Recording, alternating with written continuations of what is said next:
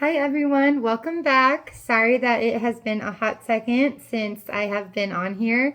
I actually made a video a couple of weeks ago and I didn't post it because it was me trying to put too many things into the bucket. It was overfilling in that video real bad. So I need to do more videos where I'm just doing simpler breakdowns of like homeschool advice, ideas, insight, tips, curriculum reviews, things like that.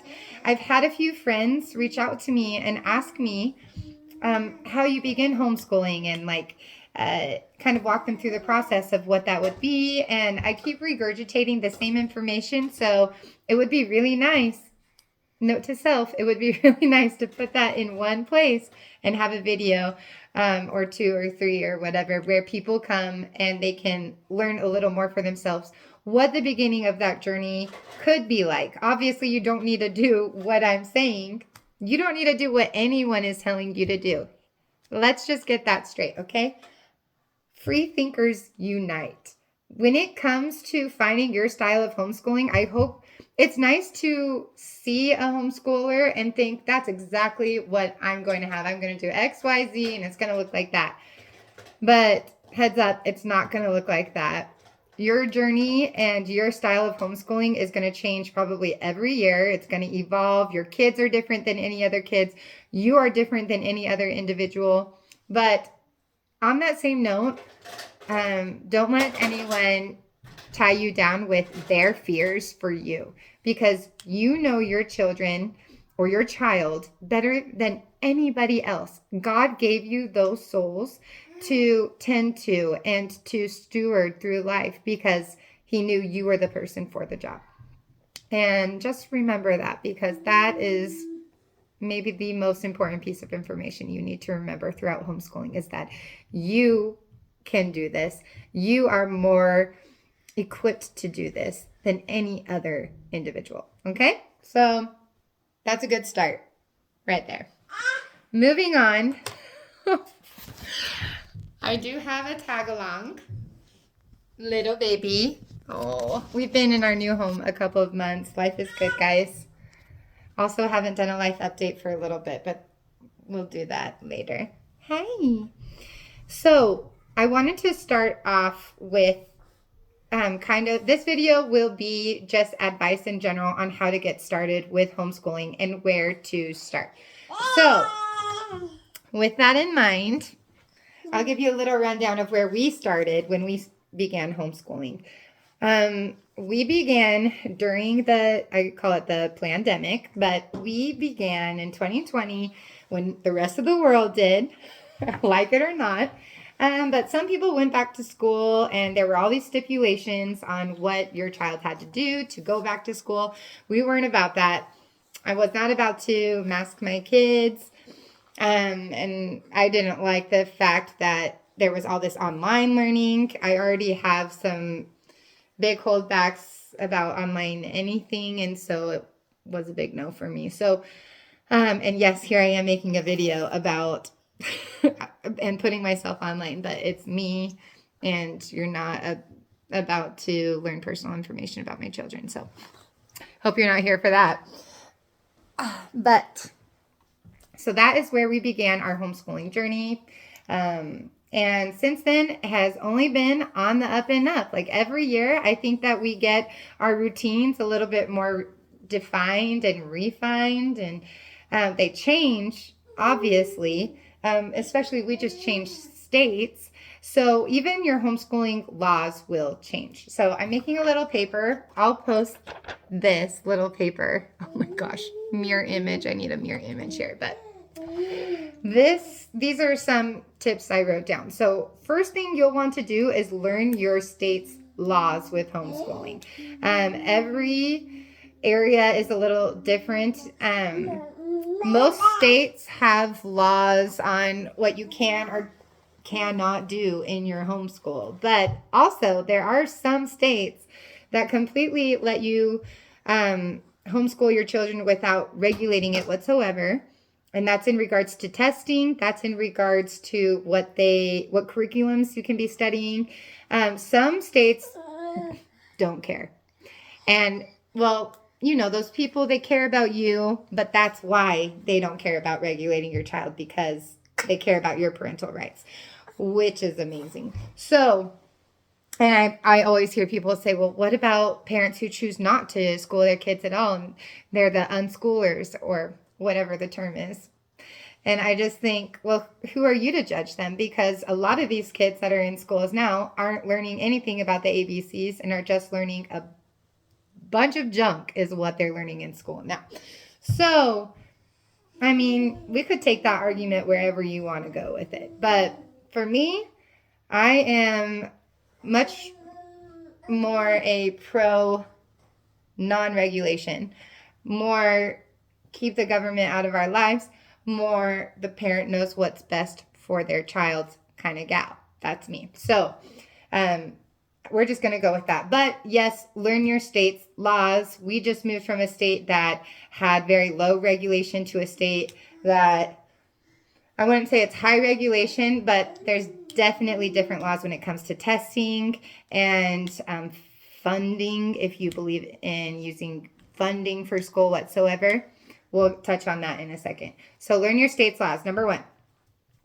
Number 2, I would start with gathering your whys. Why do you want to homeschool? Because you'll have days that you'll come back to those whys, and they'll get you through. They'll get you through to the next day. Maybe you have some videos included in your whys. Maybe you have some quotes included in those whys. She found a pencil. One of those. Yeah, that's good. Okay. We're good. So anyways, find your whys. Number 3, learn the pros and cons of choosing to receive state funding or just wanting to do it privately. So let me break that down. So when you begin homeschooling, you can choose to school your child and receive some state funding and federal funding, whatever, for your child in their journey. And what that might look like would be you sign up for an online charter, and that charter will give you money. Some charters will give you like $1,700 for the year for your child to go and buy the curriculum, supplies, activities, and I don't know, whatever else there is that goes into it. And this is really helpful for families who have nothing, like they're barely making by, and they want to be able to put their kid in one activity. They want to be able to provide some good curriculum. They want to be able to subscribe to a box every month that provides the scientific experiments. So there are ways that you can do that using funding. Hold on. But know that when you're using that funding, there are going to be some attachments that come along with it. You are obligating yourself to certain stipulations when you agree to receive those fundings for your children's schooling. For instance, if you sign up through an online charter or even through an in-person charter to receive part of those fundings, you will probably have to write in once a week, at least, giving an explanation of what they're learning. They'll want you to sign up, and before you even begin, they'll want you to sign up and know exactly what curriculums you're using. And then, at least for the ones that I've seen, every quarter you'll be turning in some projects, maybe some examples of your children's work and things like that. There's also usually testing. And this testing, again, this is why you need to know your state's laws. That has nothing to do with the individual charters sometimes, or the schools. I know some schools that do regulate testing, even though the state doesn't. I know some states that do regulate the testing, even if you completely private homeschool. Like every place is so different. So that's why you just kind of need to call, even you can call the school district, even though you might totally have a huge distaste for getting involved with the public system. You might need a call at first to kind of figure out what direction you're going and who to talk to and so on and so forth. So there you go. I think I'm on number 4. I didn't really number these, but we're going with number 4. And before I started homeschooling even, I thought it was really important that we find like a community of like-minded people. And that has proven to be even more clear and more important than ever before as the years progress on. As you can see, we're passionate about the red, white, and blue. We love our stars and stripes. We love America. We love the principles of freedom that this nation was founded upon. So we go to a very niche co-op, and we love it. We moved away, but we're going to be starting another branch of that co-op here in just the next few months. Super excited to do that. So I'll tell you why a co-op has been a huge game changer for us. So some days are just really, especially if you're starting off and you don't have that community yet, it can feel lonely. And if you don't have your kids signed up for a sport yet, or if you're not going on the field trips with other families, if you're not going to the library, if you're not trying to be extracurricular with your homeschooling, perhaps it could get a little lonely. I don't want to say that your kid's going to have social problems though, because honestly, I think there's a huge amount of children that have social problems because of what the public schools are pumping out and producing. So being social is different than a factor of loneliness, if that makes sense. But there's so many ways to get involved as a homeschooler. Praise the Lord. You might have a church group that you're going to. And if you don't, highly recommend you find a church group with a good youth program that your kids can go to. It doesn't even matter if you totally align with 100% of what they believe or not. Like, get your kids in a youth group where they're having some regular activities. But obviously, it's great if they do align with you spiritually. Then you could find a weekly co-op. I know I have friends who live in California and they totally private school and homeschool. That means like off the grid, no government regulation. But they do a co-op where it's meeting bi-weekly or tri-weekly.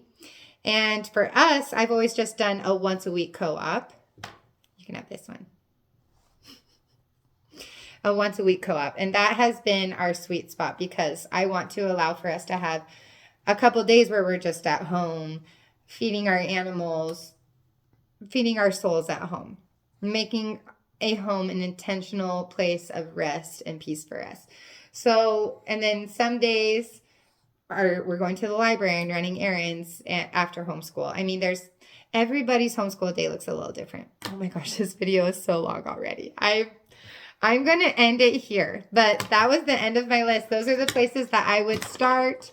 If you have any questions, let me know. I would love to get your recommendations on things you would want to hear. This is our 4th year homeschooling. I homeschool 4 kids. Number 5 is right here, but 4 kids, all different ages. And I am proud to call myself a homeschooling mama. So anyways, hope you guys are having a great day.